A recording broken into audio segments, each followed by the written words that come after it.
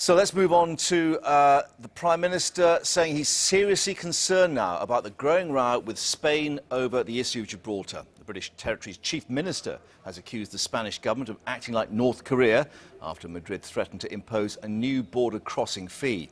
Our Europe correspondent Robert Nisbet is in Brussels, and this all dates back to a row over fishing rights originally.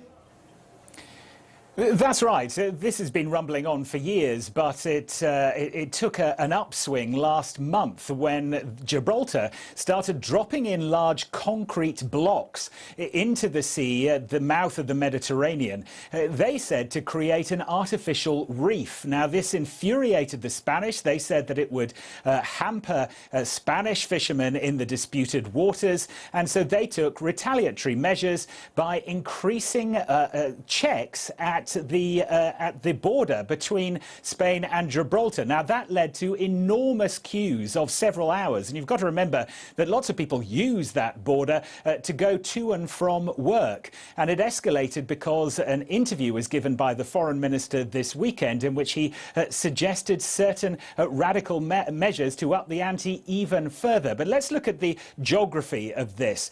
Gibraltar has been a British overseas territory for 300 years. And it sits on a southern tip of the Iberian Peninsula. Now, the Spanish foreign minister has threatened to introduce a fee of €50, £43, to enter or leave Gibraltar via the Spanish border.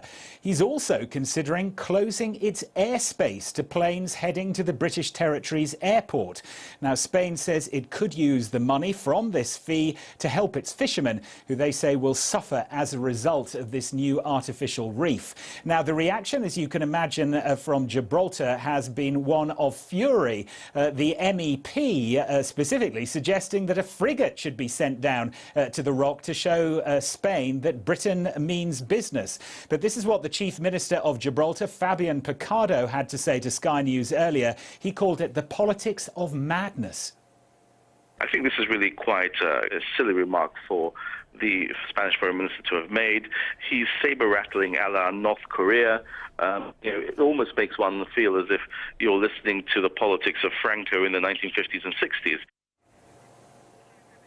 Now, it should be said that this hasn't been officially raised with the British government, these suggestions of this fee to cross the border.